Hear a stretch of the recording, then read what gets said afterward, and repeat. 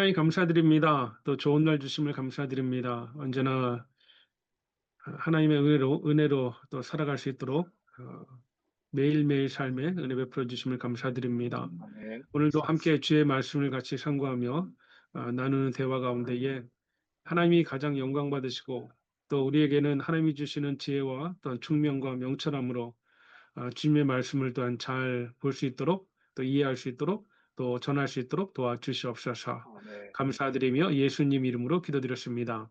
아멘. 아멘. 아, 오늘 책을 보니까 책 내용 대충. 전 처음에 책 읽는데 이번 챕터는 그냥 빨리 들어오진 않더라고요. 그래서 다시 또 읽고 다시 또 읽었어요. 왜 그런가 생각하면서 또 읽었는데 그래서 그냥 책을 한번 전체로 이번 챕터 간단하게 한번 요약을 하는 게 우리 토의하는 데 필요할 것 같아요. 이제 팀 켈러는 이번 챕터에서 이제 사람들이 경험하는 현상이 뭐냐. 네, 세계가 깨지고 망가졌다. 뭐, 세계 질병과 죽음, 뭐, 불의와 이기심, 뭐 자연재해, 뭐, 이런 것들이 계속 세상에 있는데, 그런데 그거를, 거기에 대한 어떤 세상의 반응, 세상은 어떻게 반응을 하냐 하면, 어쩌다가 이렇게 됐냐, 또 어떻게 해야 되느냐, 라는 질문만 하지, 답은 주지 못하고 있는 거예요. 계속해서 그 질문만 하는 거예요. 세상에는 답이 없다 하는 걸 암시를 하고, 그 다음에 이제 그 현실에 대한, 이러한 현실에 대한 성경의 설명은 인류가 하나님께 반역해서 하나님에게서 멀어졌기 때문에 이제 이런 일이 일어난다. 이제 그런 얘기를 해요. 그리고 이제 이제 팀 켈러, 제가 파악한 요 챕터에 대한 그팀 켈러의 뭐 설교의 목적은 이러한 문제에 대해서 세상적으로 반응하던 사람들이, 청중이 그 성경의 설명을 받아들이도록 설득을 하는 게 팀 켈러의 목적인 것 같아요. 그러면서 중요한 질문을 하나 이제 던지는데, 이제 우리가 주제가 일이잖아요. 소재가 일인데, 어떻게 죄가 일을 뒤틀어놨느냐 하는 그런 질문을 던지고, 그래서 그거를 이해를 해야, 그 하나님이 디자인한 그런 일에 대해서 총체적으로 이해할 수 있다 하는 입장인 것 같아요. 그래서 팀 켈러 이 챕터 전반부에 이제 창세기 2장 가지고 이제 사람이 반역한 거 하나님께 스스로 하나님을 대신하게 됐고 어떻게 살아야 될지 뭘 해야 되는 게 옳고 그런지를 직접 결정할 수 있는 권리를 인간이 거머쥐었다. 그래서 결과는 어떻게 됐냐? 우주의 결이라는 표현을 쓰더라고요. 하나님이 창조하신 우주니까 이 우주에 어떤 흐름이 있을 거잖아요. 그리고 이제 총중 자신의 기원과 목적을 거스르면서 살게 되는 그런 결과를 가져왔다. 그러면서 이제 팀 켈러가 이제 네 가지를 던지는 것 같은데 첫 번째는 인정해라 하고 던지는 것 같은데 그게 그 죄는 우리 삶 전체에 배에 있다 하는 걸 이제 챕터 안에 보면 조그만 소챕터 제목이죠. 3장 전반부를 가지고 설명을 해요. 그래서 죄가 인간의 본성과 우리 삶 전체에 샅샅이 배어드는 과정을 보여주고 있어요. 수치심을 얘기하고 타인에 대한 불신과 두려움을 얘기하고 그리고 이제 사람들은 이제는 죄를 분별하지도 못하게 됐고 그래서 이제 뭐 그, 죄를 부정하지도 못하고 또 그 본질을 있는 그대로 파악할 줄도 모르게 돼버렸다. 사람만 그렇게 된 게 아니라 이 세계의 구조도 이게 이제 풀어지기 시작해서 뭐 질병, 뭐 생로병사, 뭐 자연재해, 죽음이 뿌리를 내렸다. 이제 그런 설명을 하고 이제 그 다음에는 이제 열매가 맺히지 않아도 어, 그 받아들여야 된다. 이제 그 전에 그렇기 때문에 일을 해도 결실을 맺지 못한다는 걸 얘기를 하죠. 결과가 기대에 미치지 못한다든지 아니면 전혀 예상하지 못했던 결과를 초래하기도 한다든지 그런 걸 언급을 하고 그러고는 이제 권면을 하는 것 같아요. 두 가지를 권면하는데, 하나는 열매가 맺히지 않아도 받아들여야 된다 하는 권면을 하고, 또 하나는 이제 가시덤불이 생겨도 소망이 있다. 이 두 가지를 얘기를 하는 것 같습니다. 그죠? 열매가 맺히지 않아도 받아들여야 된다 하는 부분에서는 이제 사람들 속에 있는, 특히 열심인 사람들 속에 있는 탁월하고자 하는 그런 욕구들, 그거 뭐 속속들이 다 채우지 않아도 괜찮다 하는 그런 얘기를 하고, 살리에리, 모차르트를 경쟁자로 여겼던 살리에리의 예를 들어서 그런 얘기하고, 그다음에 가시덤불이 생기지만 소망이 있다 하는 그 부분에서도 니그레이 파리를 예를 들어서 얘기를 하면서 이제 마지막을 끝내는 부분에서 이렇게 마무리를 지네요. 신이 지으신 세상을 구원하시는 하나님의 역사에서 소망과 깊은 위안을 찾고 온몸을 던져서 일하면서 열매를 구할 때마다 가시덤불이 자라나는 이 땅의 현실에 무릎 꿇지 않고 힘을 얻는다. 아울러 이 생에서 하는 일이 궁극적이고 최종적인 노동의 실체가 아님을 알기 때문에 또한 온전할 수 없다는 것도 받아들인다. 하면서 이제 챕터를 마칩니다. 이제 요게 그 제가 정리한 그팀 켈러가 요번 챕터에서 다룬 설교예요. 왜 이렇게 이해가 힘들었나 그랬더니 바로 머리 안 돌아 생각해 봤더니 그 안에 사장이 여러 생각이 많은 거야. 생각이 많고 얽혀 있으니까 잘 안 들어. 그러면서 무슨 생각이 들었냐면 이게 내가 설교를 이런 식으로 하는데 하는 그런 걱정이 들었어요. 왜냐면 설교할 때 너무 많은 거를 얘기를 하니까 이게 나는 뭐 열심히 설교를 준비해가지고 전체 흐름을 다 꿰고 있지만 듣는 사람은 목사님 지금 무슨 말을 하는 건지 하는 거지 하는 생각을 하더라고요. 그거를 개인 그 교인한테 들을 기회는 없고 아내한테 이제 그런 얘기를 듣죠. 뭐 그렇게 얘기를 많이 해. 그래서 뭔 얘기하는지 잘 모르겠어. 뭐 이런 얘기를 들어요. 그래서 하여튼 굉장히 중요한 내용인데 네, 우리는 우리 나름대로 이제 이 주제를 가지고 본문에서 설교를 해야 될 것 같습니다. 그래서 첫 번째 좀 우리가 이런 거를 생각 좀 했으면 좋겠다 하는 게 만약에 이제 이 본문을 가지고 설교를 한다, 일을 주제로 해서 설교를 한다 그러면 목사님들이 설교를 할 텐데 그러면 목사님이 어떤 목적으로 설교를 하실 건가 하는 거죠. 무슨 목적이 있을 거잖아요, 설교할 때. 팀켈러도 이 설교하는 목적이 있었고, 우리도 이제 어떤 목적을 가지고 향방 없이 막 얘기하지 않고 어떤 목적을 가지고 설교를 할 텐데, 목적이 무엇일까? 무엇인가? 목사님 어떤 목적이 있으신가? 하는 겁니다. 그거 한번 나눠보죠. 어떤 목적으로 설교를 하실 거냐.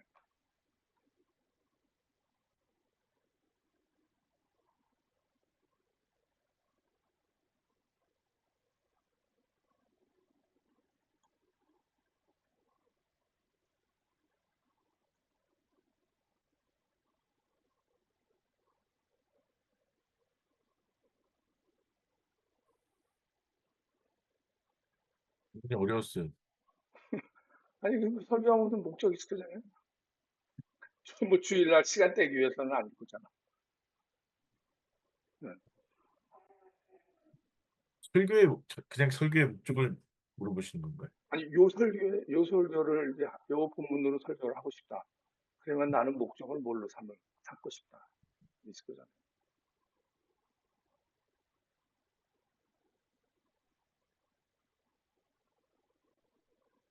그래서 저는 그 쭉 읽으면서도 굉장히 공감이 가는 부분이 많이 있었고, 그다음에 제목에서 일단 그 저희가 나오는 것 같아요. 아무리 일해도 열매가 없다. 그리고 밤낮 없이 매달려도 입에 풀칠하기조차 버겁다. 요즘 사람들이 가지고 있는 자기 일에 대한 어떤 생각일 것 같다라는 생각이 드는 거예요. 그러니까 내가 아무리 노력해도 이게 안 되는 것 같다. 옛날에는 뭐 개천에서 용이 났는데 요즘은 개천에서 용 나는 거는 되지도 못하고 왜 노력해도 안 되는 이 음, 일이라는 거 그거에 대한 자기 일에 대한 단지 먹고 사는 것으로 전락하고만은 음. 그냥 오늘도 살기 위해서 일하는 거지, 먹고 살기 위해서 일해야 하는 거지라는 일에 대한 그런 가치관에 대해서 성경적으로 재해석하는 그런 설교를 할 수 있을 것 같아요. 그러니까 글쎄, 저는 그렇게 생각했어요.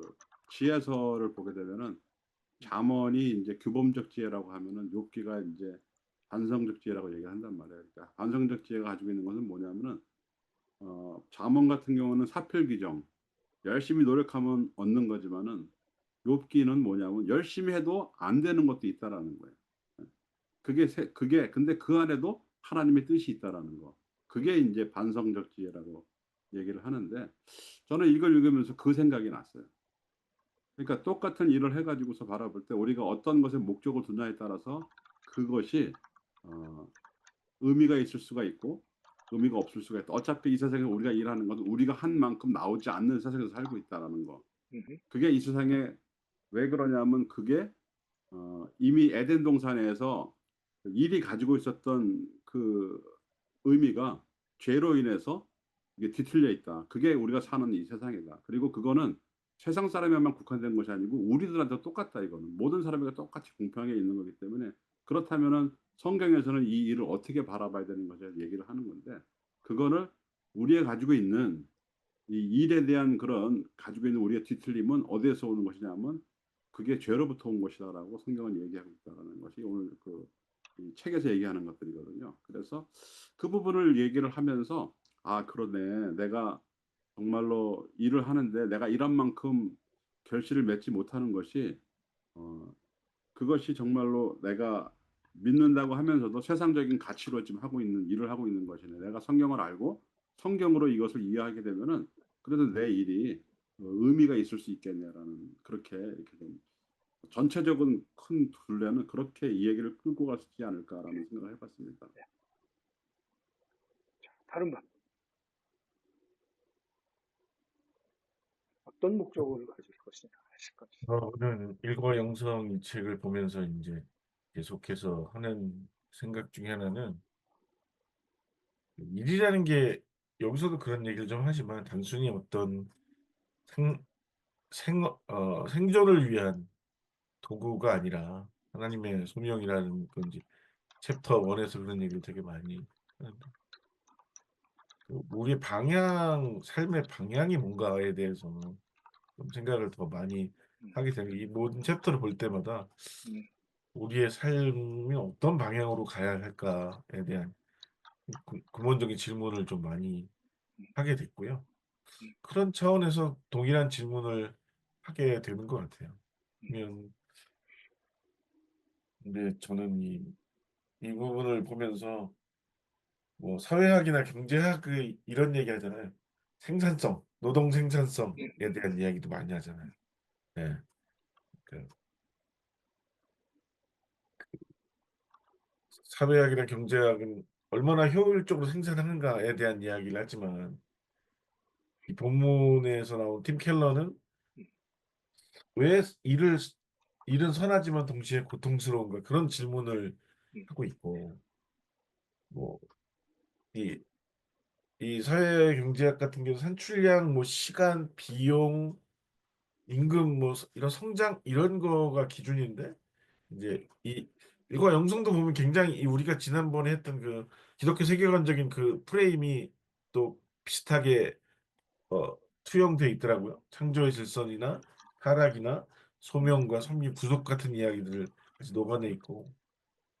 근데 이제 문제의 원인은 사회학이나 경제학은 기술의 부족이나 자본의 부족이나 조직의 비효율이나 노동 구조에 있다라고 얘기하지만 여기서는 죄로 인한 창조 질서 왜곡이다라는 이야기를 이렇게 하면서 결국 그 끊임없이 사람들은 이제 그 더 많이 잘 되기 위한 쪽으로 가야 되고 그러지 않으면 왜 부정적인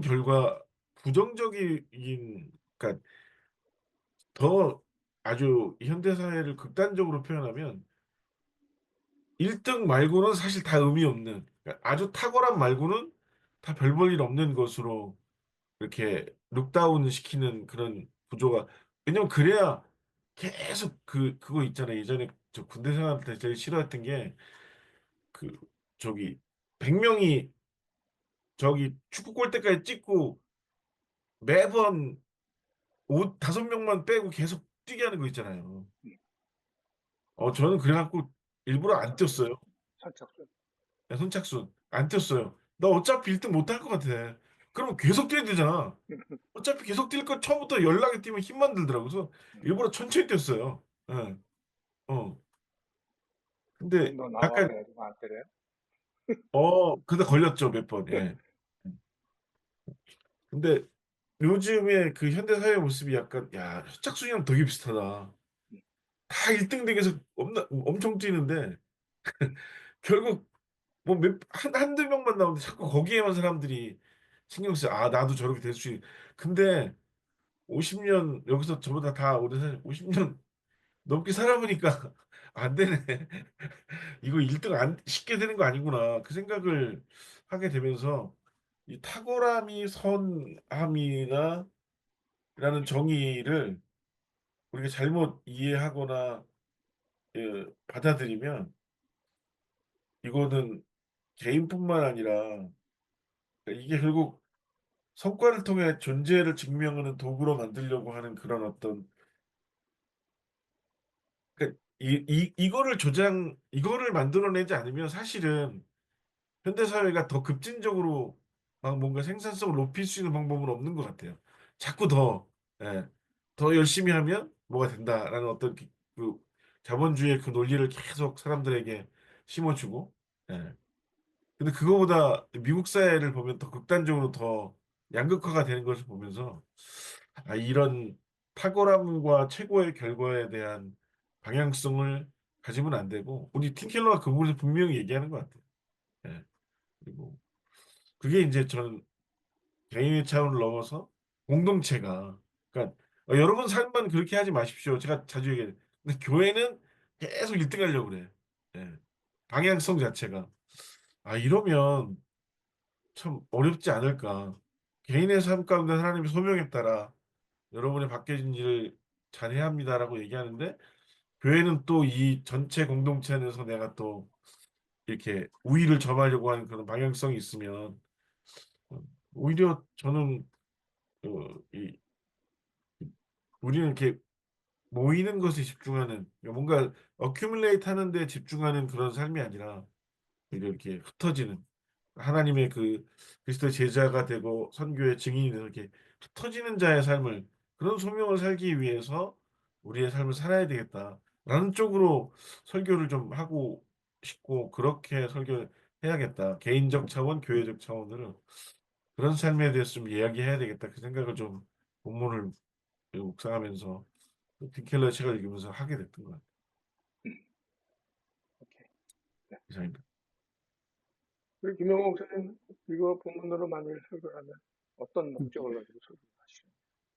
지난주도 그렇고 이번 주도 또 말씀 같이 나누시는 것도 들으면서도 어, 그 우리는 최고라고 하는 그런 선택과 최고라고 하는 정점을 찍으려고 하는 게 김충희 목사님도 지금 말한 그런 모습 가운데서도 그런 경향이 분명히 다 있는 것 같아요. 근데 최고는 하나니까 그 나머지는 최고가 아니라고 한다면은 아니죠. 근데 지난주에 말씀드린 것처럼 저는 요즘은 최고보다는 최선이 더 우리에게 주어진 삶의 바람직한 모습인 것 같고, 최선은 결국에는 우리에게 뭐 최고를 주실 수도 있고, 뭐 그렇지 않다 할지라도 결국 그것이 하나님이 바라보시면서 즐거워하실 일이라는 생각이 듭니다. 전도서 아까 김윤구 목사님도 잠깐 말씀하셨는데, 전도서 12장 13절에 일의 결국은 다 들었으니 하나님을 경외하고 그의 명령을 지킬지어다. 이것이 모든 사람의 본분이니라. 하나님은 모든 행위와 모든 은밀한 일을 선악간에 심판하시리라 라는 말씀이 마지막으로 딱 마무리되더라고요. 그러니까 우리가 하는 일들에 대해서는 분명 하나님께서 알고 계시니까 그 일에 대해서는 하나님이 선악간에 심판하신다고 하시는 그 말들은 결국 이 땅에서의 수고와 모든 것들은 죄로 인하여서 우리가 원하는 만큼은 이루어지지 않는다라고 하는 게 결론으로 나올 수 있지만은 결국에는 하나님은 우리의 모든 것을 알고 계시고 또 우리에게 보이지 않는 이 땅에서의 삶의 끝이 아닌 또 다른 소망의 열매를 주신다고 하는 것이 하나의 또 우리가 가져야 될 자세 같다는 생각이 들고요. 결국에는 죄로 인하여서 일어난 모든 결과니까 그렇다면 우리는 죄에 대한 시선을 다시금 예수님을 향하는 그런 마음을 좀 갖는 게 현실에서 일어나는 결과물을 보고서도 우리가 죄에 대해서 인지할 수 있고 그러므로 인해서 책의 마지막 부분에 그 예수님이 다 구원하시고 구원하시네 하는 그 말이 이런 현상, 이런 세상에서 살지만은 우리에게는 소망이고 또 우리 예수님께서 우리 구원해 주신다고 하는 그런 마음이 설교 가운데에 생겨난다면은 사람들이 내가 하는 일상의 삶에 있어서 그 안에서도 의미를 찾을 수 있고 또 그 안에서도 하나님을 또 바라보는 소망이 실망보다는 소망이 더 있지 않겠냐라는 생각이 듭니다.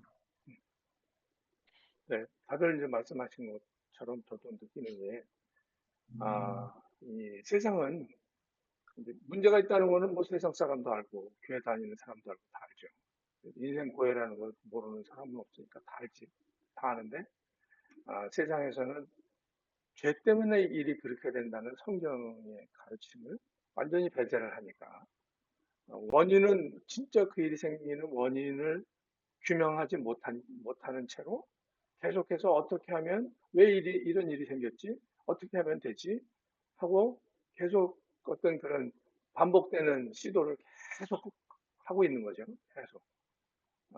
그러니까 그 여러 가지 이제 나타나는 부작용들이 해결되질 않고 계속해서 뭐가 좀 임프루브 되는 것 같은데 또 다시 도루묵이야. 또 뭔가 새로운 주의가 나오면 또 뭔가 조금 나아지는 것 같은데 다시 또 도루묵이야. 이제 이거를 계속 하는 거예요. 그런 상황 속에 있습니다. 제가 이제 만약에 이걸 본문을 가지고 설교를 한다 그러면, 이제 교인들이 어떤 교회를 상상을 해봤어요. 여기 계시는 목사님들하고 다른 교회 하나 상상을 하면서. 그래서 이제, 이게 먹고 살기가 힘들다. 자, 이렇게 느껴지는데, 이런 먹고 살기가 힘들고 하고 이제 느껴지는 그런 성도들한테 일을 주신 하나님께 감사하고 즐거운 마음으로 일을 감당을 해야 되겠다. 이제 그런 마음이 들도록 해야 되겠다. 설교를 그렇게 해야 되겠다. 하는 생각이 들었습니다. 그러니까 저는 이제 목적을 그렇게 잡는 거죠. 먹고 살기가 힘들다 하고 느끼는 교인들에게 일을 주신 하나님한테 감사하고 그리고 즐거운 마음으로 일을 감당을 해야 되겠구나 하는 그런 결심을 하도록. 그 다음에 이제 우리가 또 생각을 해볼 거는 이제 팀 켈러도 이제 많이 얘기해요. 그 이제 일과 관련해서 연관돼 가지고 우리 주변에서 본인도 직접 경험하고 세상에서 일어나는 그런 온갖 문제점들을 얘기를 하는데 그 목사님들이 이제 설교를 하신다 그러면 어떤 문제점들을 특별히 지적이라기보다도 주의를 환기시키고 싶은 그런 어떤 문제점들이 있는지 일과 관련해서 팀켈러는 상당히 많이 얘기했어요. 여러 가지 그 문제점들을 보다 조금 더 구체적으로 얘기하니까. 근데 팀켈러는 또 팀켈러 그 목회 컨텍스트에 맞는 게 한 거고 우리는 우리 목회 컨텍스트가 있으니까 어떤 문제점들이 있을까 목사님들이 지적하고 싶은 아픔들 뭐 여러 가지 부작용들이 있을 거잖아요. 교인들이 겪고 있는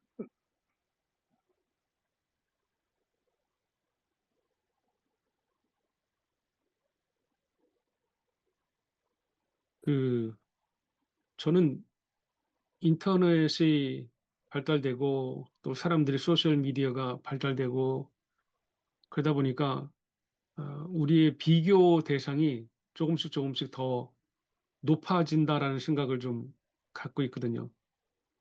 그러다 보니까 우리 교회는 왜 이러지라고 하는 그런 생각도 가질 수 있고 오케이.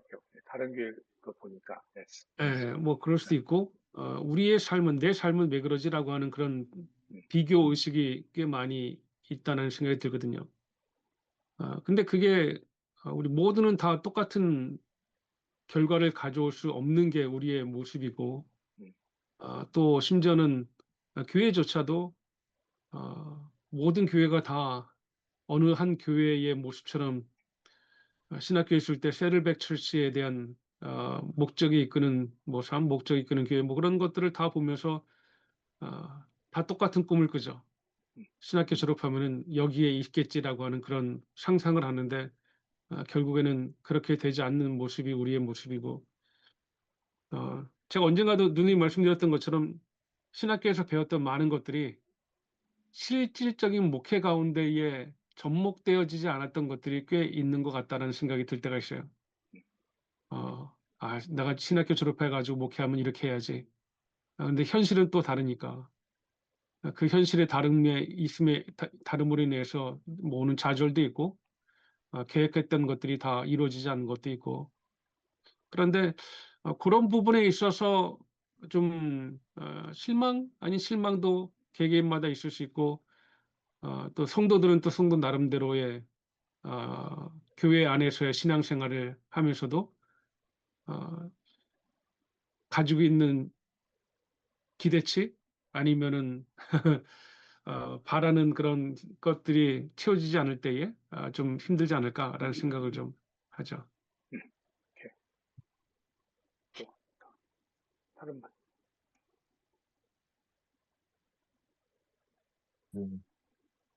음, 이게 이렇게 얘기하는 게 맞는지 모르겠지만 저는 미국에 오기 전까지 되게 큰 교회에서만 있었거든요. 교회가 크니까 예. 제가 이렇게 한국에 있을 때 제 부서 제가 담당 교역자잖아요. 그 부서의 교사만 지금 우리 교회 성도보다 많았으니까. 예. 이거 돌아가신 원로 목사님이 열심히 잘해야 나중에 목회를 그렇게 하는 거라고. 그걸 보시더라고요. 이 사람이 뭐 설교 이게 아니라 지금 맡겨진 교역자가 이 담당 부서를 어떻게 거기에 구성원들 리더십들을 잘 하는지를 계속 지적했었어요.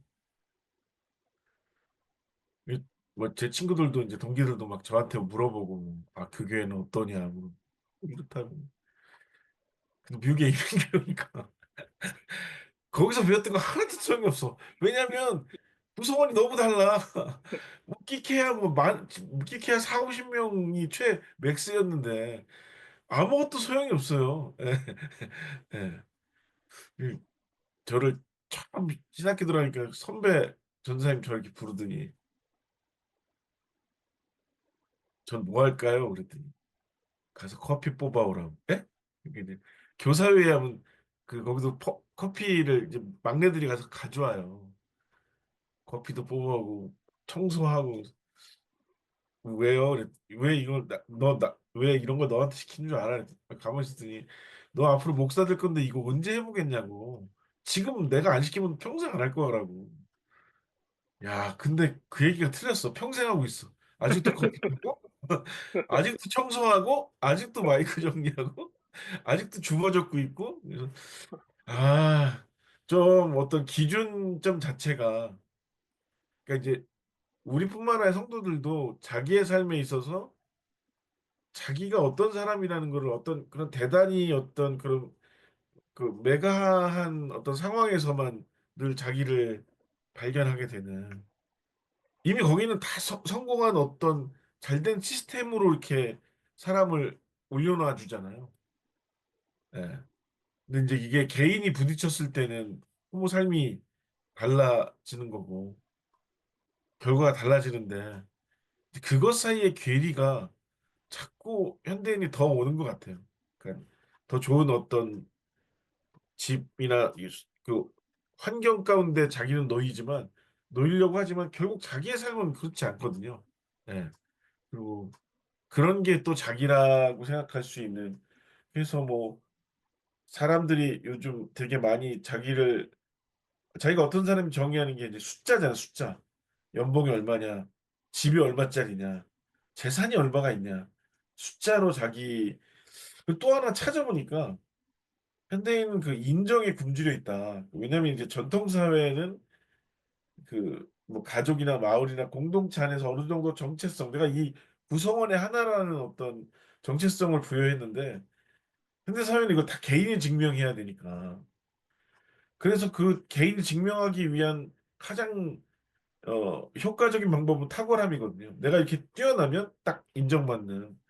그러니까 내가 얼마나 쓸모 있는 사람이고 의미 있는 사람이다라는 걸 우리는 성경에서 하나님의 자녀고 하나님의 지음받으신 백성이고 하나님의 부르심을 입은 사명이라고 하는데 그래서 이게 다 까먹어지니까 자꾸 더 어떤 그 결과에 집착하는 사람으로 변모하고 있는 게 아닌가 생각을 자꾸 하게 되면서 오히려 작은 우리의 공동체 성이 그 가족과 작지만 인도성을 잘 세워나가면 그런 어떤 깊은 소외로부터 성도들이 이제 정말 본질로 돌아오게 되지 않을까 예, 생각을 좀 많이 하면서 아주 그 팬데믹 때 식구들이 다 모여 있었거든요. 심지어 대학 가나 큰아들도 집에 있었고.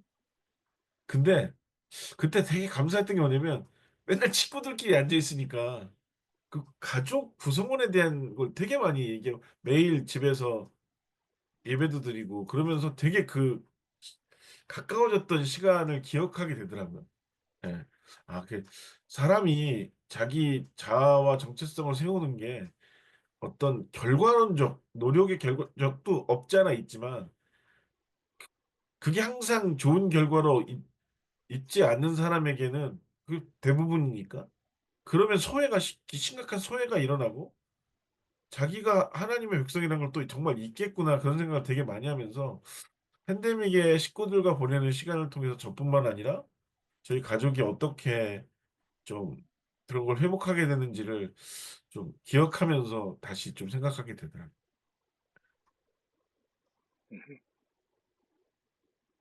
김영민 목사. 뭐, 그러니까 뭐 김민경 목사님도 말씀하셨고 좀 우리 간에 저간에 깔려 있는 것들이 음, 사실 사람들이 자기를 나타내려고 하고 내가 이만큼 성공했다는 걸 보이고 싶어 하죠. 실패한 걸 보이고 싶어 하는 사람은 한 사람도 없죠. 그러다 보니까 밖에 나와 있는 그 모든 모습들이 다들 성공한 것처럼 보이고 나보단 다 나은 것처럼 보이고 그런 비교 의식에 의기소침해질 부분이 있는 건데 실상을 들여다보면 모든 사람들이 같은 거라는 거예요, 지금. 그렇다면은 어, 사실은 어떤 일을 닥쳤을 때 그 일의 결과를 만들어내는 것은 그 일에 나타난 그 사건이 중요한 것이 아니고 그것을 바라보는 사람의 태도가 90%라고 얘기를 하거든요. 그걸 바라보는 사람의 태도가 더 중요한 건데 이것을 우리가 신앙인이라면 책에도 얘기하지만 성공한 부분에도 분명히 가시덤불과 엉겅퀴가 있거든요. 근데 그게 우리 눈에는 보이지 않지만 실생으로 들어가 보면 다 있는 거예요. 모든 사람에게. 전혀 없다고 얘기할 수가 없는 부분이기 때문에 그 부분은 다 똑같다라는 걸 여러분 이제 내가 얘기할 때 다 같다. everything. 근데 그거를 바라보는 태도가 우리의 일에 대한 생각과 인생을 결정하는 것이다라는 거에 대해서 얘기할 수 있을 것 같아요. 그러니까 그것을 어떠한 태도를 바라봐야 되냐 하면은 바로 오늘 창세기에서 얘기한 것들. 죄 때문에 우리의 노동이 창조의 사역이었는데 하나님과 동역하는 창조의 사역이었는데 죄로 인해서 이것이 고통이 돼 버렸다라는 거. 어. 이거는 우리가 감당이 할 수 이 세상에 살아가면서 우리가 아무리 구원받은 사람이라고 해도 이 세상에 살아가는 동안은 우리가 가지고 있어야 되는 피할 수 없는 일이다. 그러면 이것을 바라보는 우리의 태도가 더 중요하다라는 거. 예, 그거에 대해서 음, 얘기를 하면서 사실 위로를 하고 해 주고 싶다라는 생각이 듭니다. 목사님들이 이렇게 정리하신 것처럼 저도 이제 이제 가시덤불하고 엉겅퀴 우리 청중의 삶에 가시덤불과 엉겅퀴가 다 났을 거 아니에요? 없는 사람 없겠지. 그럼 어떤 것들이 있을까 생각을 해보니까 뭐 팀켈러도 얘기하는 것처럼 수치심, 죄책감 이런 것들이 있겠죠. 이거 뭔가 잘못된 건데 그 잘못됐다는 거, 자기가 잘못됐다는 거, 자기 삶이 조금 문제가 있다는 걸 인정하고 싶지도 않고 또 왜 그러는지도 모르고 있는 상태인데 그런 왜 있는 거예요? 그런 거다. 또 하나는 이제 또 부부 사이에도 부부들이 있다면 부부 사이에도 오해가 생기고 좌절을 하고 심각한 갈등이 일어나고 그리고 행복하지가 않아. 그런 사람들이 총총 중에 반드시 있을 것이고 그 다음에 이제 또 이민자들이니까 이게 그래서 청운의 뜻을 품고 미국에 왔는데 마음껏 뜻을 펼칠 기회를 못 잡은 거예요. 그런 사람들이 또 그 안에 있을 거예요. 특히 고학력자들은 그런 게 더 심하겠지. 그 다음에 이제 살려고 아둥바둥 했는데 지금까지 겨우 생활할 정도 되는 거예요. 겨우 생활할 정도. 또 어떤 경우에는 이제 돈을 벌었어. 아둥바둥해서 돈을 벌었는데 이게 가정에 큰 데미지가 얘가 있는 거예요. 자식이 문제가 생겼다든지 아니면 부부 사이에 어떻게 해결하기가 너무너무 힘든 그런 상태가 됐다든지 하는 그런 가정의 거의 파괴적인 수준의 아픔을 겪기도 하고 그러다 보니까 이거 뭐 내가 이러려고 미국에 왔나 하는 생각이 들기도 하고 회사 다니는 사람들은 회사에서 일 잘해서 인정받고 탁월하고 싶은데 언어의 불이익 그 다음에 또 무슨 그 은근한 따돌림 자기들끼리 인종차별은 아닌데 은근히 따돌리는 거 이런 거 뭐 이런 것 때문에 이게 두각을 나타내기가 너무 힘듭니다. 회사에서. 뭐 이런 점들을 교인들이 어떤 사람은 이런 문제, 어떤 사람은 저런 문제 이래서 그런 문제들을 다 안고 있을 것 같아요. 거기에서 갇혀서 전전긍긍하고 있다는 사실은 아직 그 일에 대한 하나님이 우리에게 주신 일에 대한 이해가 부족한 거잖아요. 그런 문제들이 있을 거라고 보여집니다. 자, 그러면 그런 이제 목사님들이 제기한 그런 문제들을 안고 있는데 총중이 그 해결 방안이 뭐냐 하는 해결 방안. 그런 문제가 있으니까 당신들은 이런 문제를 안고 지금 고통을 당하고 전전긍긍하고 있습니다. 이것이 해결 방안입니다. 해결 방안을 줘야 되지? 그게 복음이겠죠? 자, 어떻게 복음을 주시겠습니까? 해결 방안.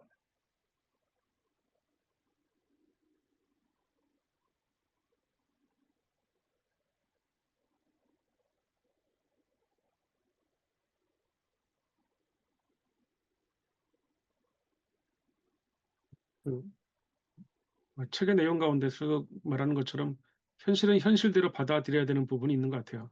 음, 그거를 우리가 거슬릴 수는 없는 것 같고, 그리고 받아들여야 된다고 하는 그 말이 저한테는 좀 의미가 있는 것 같고요.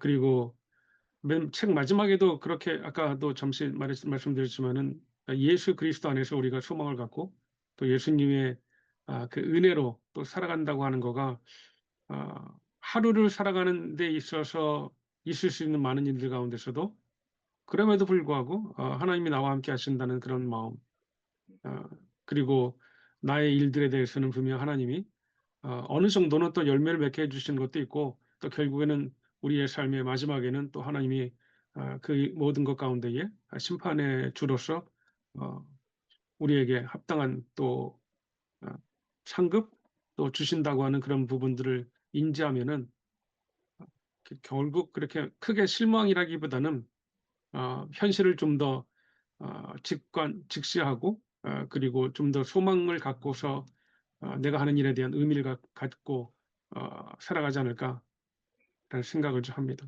네. 이 현실을 받아들여야 된다고 얘기를 하실 건데, 이 현실을 받아들인다는 게 자칫하면 체념해라 수도 있어요. 그죠? 체념해라 수도 있거든요.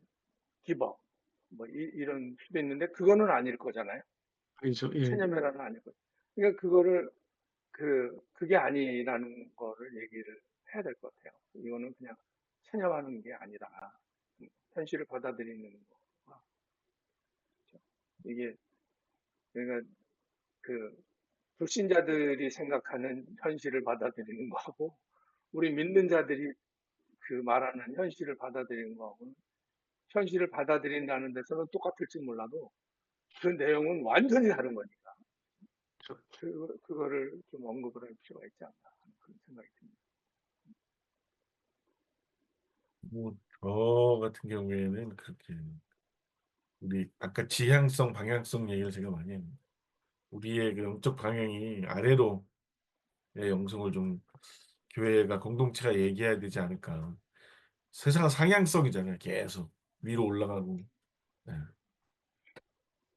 근데 사람은 차등이 좀 있어요. 달란트에 따라 능력에 따라. 근데 방향성을 계속 위로, 그러니까 어떤 사람은 더 뛰어날 수 있죠. 근데 이 사람이 뛰어난 사람은 계속 저 위로만 가야 되는가? 그리고 뛰어나지 못한 사람만 내려가야 되는가? 이게 교회 공동체라면 우리가 복음의 핵심 대신 예수 그리스도가 어느 방향으로 가셨는지를 보면 하향성이에요. 예수님은 철저하게 하향성을 향하셨거든요. 그러면 어떤 뛰어난 결과나 능력을 가진 사람도 하나님의 자녀가 되었다면 그가 어떤 자질을 갖고 어떤 능력이 있었든지 교회와 공동체가 하향성, 아래로의 영성을 계속 추구해야 하지 않을까. 그거를 우리가 좀 함께 이야기해야 하지 않을까. 참 은혜는 위로 올라가면 다 같이 못 만나요. 위에 올라갈 사람은 정해져 근데 아래로 내려가면 다 만나요. 예수님이 그래서 자꾸 더 내려가셨던 것 같아요. 그래서 좀 우리 공동체가 함께 더불어 하나님 나라를 추구하기 위해서는 공동체 자체가 갖고 있는 그 구성원 자체가 갖고 있는 사람들의 성향이 방향성이면 결국 예, 그래서 저는 요새 부모님들 나이 드시면서 뭐 어르신들 그런 얘기 하더라고요. 뭐 한 75세 넘으면 하향 평준화가 딱 된대요. 예. 옛날에 뭘 하든지 상관없대. 목사든 장사든 그냥 쫙 다 평준화라고. 하나님이 처음과 시작을 그렇게 만드신 것 같다고 그런 얘기들을 어르신들이 많이 하시는 얘기 들으면서 아 그렇구나. 인생의 진리가 시작할 때 끌 때가 하향 평준화로 되게 하는 걸 보는데 그 전까지 사람들이 약간 또 계속해서 도토리 키재기를 계속 하잖아요. 그 와중에도 그래서 이 공동체는 이 거룩한 하나님을 바라보니 복음의 공동체, 예수 그리스도 공동체로서 이렇게 아래로의 영성을 좀 잘 추구해야 하는 그게 입은 조금 더 좋은 결과를 내는 사람이라 할지라도 집사님은 어느 방향으로 가십니까? 라고 물어봤을 때 함께 아래로 그리스도 예수께로 가자고 얘기할 수 있는 그렇게 얘기해야 되지 않을까 생각을 많이 하게 되는 것 같아요.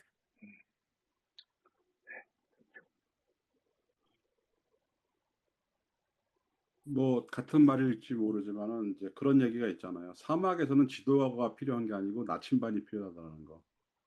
이 세상이 지도 갖고 살아가는 어떤 전략을 가지고 살아가는 것이 아니고 방향이 너무너무 중요하다는 거죠. 근데 아까 복음으로 얘기를 해야 된다고 하니까 복음 안에서 일을 바라보는 우리의 태도가 너무 중요하다.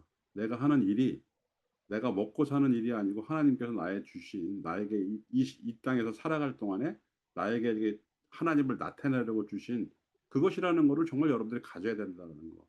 저는 그 얘기를 해주고 싶어요. 그래서 그 방향성만 있으면은 우리가 이 안에서도 분명히 그 의미를 가지고 살 수가 있다라고 얘기하는 거. 살리에르가 예를 들자. 살리에르도 자신 스스로가 비교 의식 때문에 비참했지만은 사실 살리에르 한 사람을 놓고 볼 때는 누구보다도 나름대로의 업적을 이룬 사람 중에 한 사람이거든요. 우리의 인생도 그렇다라는 거죠. 우리의 인생은 남이 평가해 주는 것이 아니고 하나님이 주시는 것이다.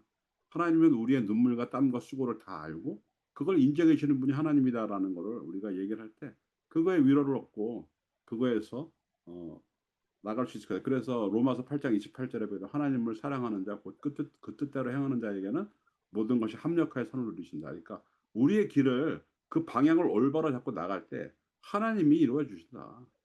의미를 주신다라고 이렇게 얘기를 해줄 수 있게 하는 네. 저희가 다음 주에 이제 총회에서 뭐 다 못 만나지만 만나잖아요. 총회 한 20년을 넘게 다녀보니까 총회 가서 가장 뭐가 은혜가 있냐? 그러면 목사님들이 이제 앉아서 얘기할 때, 아, 목사님도 어렵구나. 나도 요새 그렇게 어려워. 근데 안 죽고 버텼어. 그래서 하는 얘기가 딱 그거야. 끝까지 버티시다. 버텨, 버텨. 그러니까 잘했던 얘기를 나누는 게 아니라 함께 어렵고 고통스럽고 힘들었던 얘기를 나눌 때 위로가 되고, 아, 그, 그 뭐야. 그때 누가 한번 특성이 아니라 그 하더라고. 바람 부는 벌판에 서 있어도 나는 외롭지 않아. 나는 그게 찬송가가 아니었는데 가슴에 와닿더라고. 그래, 바람 부는 벌판에 있었는데 나 사모님들이 혼자 부른 아니었. 거야. 사모님들이 나가서 노래 불렀지. 예. 그래서 그게 너무 동감이 많이 돼서 바람 부는 벌판에 있었지. 근데 아, 외롭지 않았는데 왜냐면 나랑 같이 저 사람도 서 있었거든. 근데 그런 위로를 계속 받으니까 근데 이제 제일 안타까운 거는 버티 또 다음번에 갔는데 버티지 못하고 못 오시는 분들 보면 아 그분 어디 갔어요? 뭘 어디가 다 주님 앞으로 갔지 그러면서 이렇게 아 그래서 아 좀 우리 공동체가 갖고 있는 그런 뭔가 뭘 잘하기 위해서 더 뭘 하기 위해서가 아니라 모였을 때 이 우리도 그 목사님들도 이 우리가 공동체잖아요. 그때 가서 공동체를 느끼는데 좀 그런 위로였으면 좋겠다. 그런 생각을 되게 많이 하는 것 같아요. 뭐, 막 프로그램 막 하고 막 그러면 생각나는 거 하나도 없어요, 지금. 예, 하나도 없고, 예. 그냥 늘 힘들게 살아 돌아온, 아, 라이언 1번 구하기 또 한 명이 더 살아 돌아왔다. 이것만 기억이 나는데, 좀 우리가 갖고 있는 주일에 매주 만나는 성도들에게도, 아, 저 집사님이 이번 주에도 또 살아서 돌아오셨구나. 예, 위로해드리고, 그런 은혜가 좀 필요하지 않을까 그 생각을 되게 많이 하는 것 같아요. 목사님이 그 얘기 하시니까 생각이 나네. 아주 처음에 제가 이제 완전히 신빙 목회자 때 처음에 이제 총회를 가면 이제 자기 뭐 이거 잘하고 저거 잘하고 하면 사람들이 조금 귀를 기울였어요. 근데 조금 지나니까 그렇게 얘기하면 반응이 싸해지는 거야, 전부. 그러면 그러면 나가서 아 정말 너무 힘들어. 이런 네. 상황 속에서 이렇게 살고 목회하고 있습니다. 하면 또 사람들이 다 은혜를 받는 거야. 그러다 보니까 이제 언제 은혜를 제일 많이 받냐면 개회예배, 폐예배 설교가 아니고 새벽기도 설교에 은혜를 많이 받아. 왜냐하면 새벽기도에 그 목사님들이 이제 막 지금 현역에서 뛰는 이제 목회한 지 얼마 안 되는 목사님도 서기도 하고 조금 목회하신 목사님도 서기도 하고 또 많이 목회하신 분도 거기 그 자리에 서면 거기서는 아, 참 정말 이렇게 지금 목사님 얘기한 것 같이 지금 이렇게 살아있는 게 하나님의 은혜입니다. 이것도 그렇고 다 은혜가 돼. 그 예전에 그 마지막 폐예배를 선교 헌신 예배로 드렸어요. 선교사님들이 이렇게 했잖아요. 예, 제가 처음 기억하는 게 그때 여기 저 이 동네 사시는 김재호 목사님이 첫 텀 끝나고 처음 오셔서 설교를 하시는데 한 세 마디 하시고 그다음부터 울었어요. 그냥 앞에서. 근데 너무 무슨 얘기 하는지 알겠어. 얼마나 힘들었으면 도역자들 앞에서 우시겠어요. 예. 이해가 되더라고. 아, 진짜 힘든가 보다. 진짜 우리가 보고 싶었고 이게 느껴지더라고요. 근데 뭐 진짜 목사님 말대로 아, 뭐 어떤 교회에서 이렇게 막 잘했다는 얘기 멀게 들려요. 그래. 저분은 참 잘하나 보다. 나는 왜 이렇게 못하나 이런 생각 들기도 하고. 예. 어. 그 목사님 말씀하신 것 같이 교인들이 다 자기 잘났다고 고개 빳빳이 들고 앉아 있어도 그 속에 보면 참 온갖 아픔과 그런 죄책감과 그런 것들을 다 지니고 있을 거라고. 그죠? 그러니까 같이 울어주고 같이 울어주고 음. 그게 너무 중요한 것 같아요. 근데 그게 복음이 이제 아까 우리도 그런 얘기 했는데 이게 인생의 열매가 자기 원하는 대로 맺히지 않아도 괜찮다. 현실이 있는 그대로 받아들여도 괜찮다. 살다 보니까 가시덤불과 엉겅퀴가 생기는데 그래도 우리에게는 소망이 있다. 이런 얘기를 해줄 때 그때 그게 듣는 청중에게 그 말이 가슴에 받아들여지려면 그거를 복음으로 설명을 해줘야 될 것 같아요. 복음으로 설명을 해줘야 그게 납득이 되는 거지. 그렇구나. 괜찮구나, 이거. 이게 하나님이 날 부르셔서 내가 이민 와가지고 세탁소 하면서 이렇게 살았구나. 뭐 하면서 내가 이렇게 살았는데 괜찮구나, 이거 하는 그런 생각이 들고. 그러면 또 헌금도 늘어나지 않을까? 저는 이게 저도 자녀가 있으니까 목사님들도 자녀가 있으시니까 이민 와서 이민자들이 유일하게 자랑하는 것 중에 하나가 뭐냐면 자녀예요. 음, 음, 개인적 성공도 있지만 우리 아이들이 이 고생 가운데 잘 됐다. 그 잘 되는 거의 기준이 뭘까? 곰곰이 생각해 보는 거죠. 예. 뭐 저는 뭐 그거에 대해서 뭐 반대하지는 않는데, 이제 총회 가서도 목사님들 만나면 목사님들 자녀 중에 또 저기 뭐 의사 하시는 변호사 되게 많더라고요. 처음엔 저는 목사가 되면 인민교회 목사가 되면 자녀들에게 의대나 법대에 들어갈 수 있는 무슨 특별한 펜션이 주어지는 줄 알아서 하도 많아서 예, 예. 근데 제가 이렇게 눈여겨 보면서 이렇게 흐뭇하게 생각하는 그 친구가 하나 있는데 그 우리 큰애가 이제 대학 다닐 때 이철 목사님네 교회 다녔어요. 이철 목사님 아들 둘째가 은규라고. 예. 맨날 우리 아이들 데리러 오고 데리고 가고 이렇게 했던 친구인데 그 되게 얼굴 퉁퉁하고 둥글둥글한 친구인데 그냥 사람이 되게 좋고 뭐 그래서 그냥 자기는 공부에 재능이 없어서 대학을 안 가겠다. 그리고 동네에 물가게를 하나 어떻게 친구한테 인수해갖고 거기서 일을 하는데 동네 거의 통반장이래요. 얘기하면. 그럼 진짜 그렇게 하는데 사람들 잘 모아하고 어려운 일 있으면 가서 도와주고. 예. 그래서 정말 저 친구 되게 좋은 모델이 아닐까? 정말 그냥 한 소시민으로 살아가는데 그리스도인으로 그렇게 사는 거잖아요. 예수 잘 믿고 사람들 잘 섬기고 하는 모습을 보면서 좀 저렇게 그 목사님 아들 한 사람이 아니라 우리 성도님들이 그렇게 살고 아름답게 살면 되게 은혜가 있지 않을까? 그 생각을 되게 많이 해서 예, 음, 우리 또 조그만 교회 다녔던 우리 큰아들이 이제 그 교회 다니면서 교회에 이르는 여러 가지 해프닝을 그 친구가 다 해석해 주는 거예요. 막 갑자기 주방에서 큰 소리가 나면 얘기를 해준대요. 이게 무슨 일이다. 이렇게 그러면 그런 거구나. 그러니까 이제 우리 애는 놀래갖고 집에 와서 엄마한테 얘기했대요. 갑자기 밥을 먹는데 주방에서 소리가 난다. 근데 이제 그 형이 다 이게 통역해 주는 거예요. 우리 교회는 이런 일이 있었고, 그래서 이랬는데 이렇다. 그래서 내가 그런 거구나. 그래서 예. 좀 그런 좀 생각들을 좀 많이 하게 됐어요. 개인적으로. 예, 예. 참, 김중용 목사님 지금 이제 스스로 랩업 하신 것처럼 우리 두 분 목사님도 오늘 얘기를 자기 나름대로 랩업을 좀 해주시고 마치겠습니다.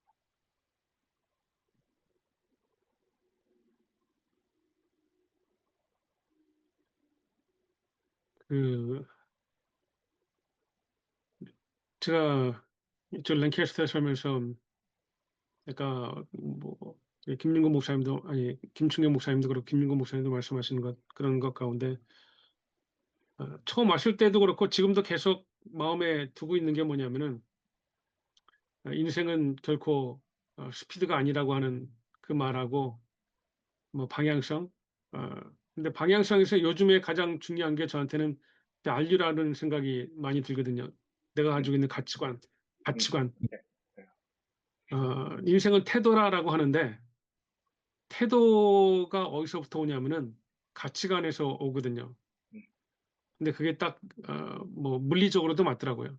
벨로시티하고 액셀러레이션 할 때에 value하고 음, attitude하고 보니까 그 A는 V에서 오더라고요. 그래서 우리의 태도는 가치관에서 오는 거라고 하는 생각이 들기 때문에 얼마만큼 빨리 달리고 얼마만큼 빨리 가고 그거는 뭐 유익한 건 있겠지만은 결국에는 우리의 삶에 도착하는 것 그런 모든 과정 가운데에 즐길 수 있는 것 그리고 삶에 있어서 견딜 수 있는 그런 모든 것이 결국에는 내가 가지고 있는 가치관이라고 하는 생각이 듭니다. 그래서 복음적인 그런 가치관을 갖고 있으면은 이해가 되는 것도 있고, 뭐 삶에 있어서 어려운 것들 이해가 되고, 그리고 이게 이 정도가 뭐가 하나 해결되면은 또다시 해결해야 될 일들이 있으니까, 그게 뭐 목회적인 차원도 있고, 또 성도들은 또 개개인의 삶에 일어나는 일이니까, 그런데 내가 가지고 있는 분명한 복음에 대한 가치관과 그리스도인의 그 가치관이 분명하면은 결국에는 그 모든 것이 로마서에 말씀하셨던 것처럼 합력하여 선을 이루지 않을까. 그게 우리가 바라보는 열매인 것 같습니다. 땡큐. 김인구 목사님 몇 번 주세요. 저는 이게 팀 켈러 일과 영성을 쭉 읽으면서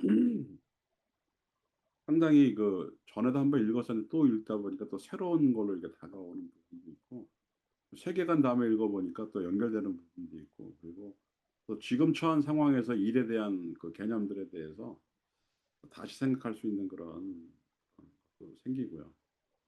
각 챕터마다 저한테 주는 그런 인사이트가 굉장히 많아요. 그리고 그러니까 뭐 이걸 성도한테 전하는 것도 중요하지만 나한테 주는 그런 것이 되게 많습니다. 그리고 이 복음 포럼이 저한테 하는 역할이 바로 그거예요. 뭐냐면 한 곳에 머물지 않고 계속해서 앞을 바라보게 하고 복음으로 나의 삶을 해석하게 하는 그런 역할을 하는 것 같아요. 그래서 이 모임이 되게 중요한 것 같아요. 그래서 그게 굉장히 그러니까 여기 있는 분이 저한테 소중한 거예요. 여기 있는 분이 저와 함께 이렇게 나가는 이렇게 참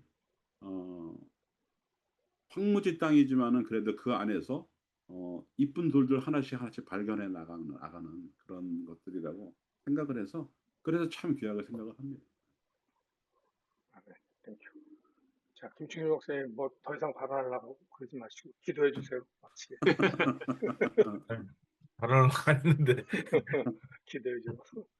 하나님 감사합니다. 오늘 또 복음 포럼 함께 이 금요일에 함께 만나서 하나님의 말씀을 붙잡고 어, 우리의 일이 어떠한 모습인지 어떠한 형태인지에 대해서 기억하게 하시고 깨닫게 하시고 도전해 주셔서 감사합니다. 아멘. 결론이 아니라 귀한 도전의 말씀을 가지고 또 더욱 말씀을 붙들고 고민하는 저희 되게 하시고 그 끝의 결론이 그리스도 예수의 복음으로 잘 맺어질 수 있도록 그 복음이 우리의 삶과 우리의 교회와 우리 공동체를 주장할 수 있도록 주님 인도하여 주옵소서. 아멘. 발메터에서 열심으로 일하는 많은 우리의 성도들이 있는데 모두가 좋은 결과를 얻지 못한다 하여서 낙심하고 실망하고 자신을 잃어버리지 않게 하시고 하나님이 부르신 곳에서 부르심의 삶을 잘 감당할 수 있도록 격려하고 믿음으로 응원하고 기도로 응원하는 저희들 되게 하여 주옵소서. 이분 또 우리 목회도 우리의 사역도 참 젊은 날에 꿈꾸었던 만큼의 어떤 풍성한 결과가 없지만 달려갈 길을 다 가고 우리에게 맡긴 사명을까지 감당할 수 있는 저희 모두가 되게 하여 주옵소서. 아멘. 아멘. 함께 모임을 허락하시고 만남을 허락하신 하나님께 영광과 존귀와 찬양을 돌려드리며 예수님의 이름으로 기도합니다. 아멘. 아멘. 아멘. 아멘. 자. 그러면 그 백 목사님 말씀하신 것처럼 5월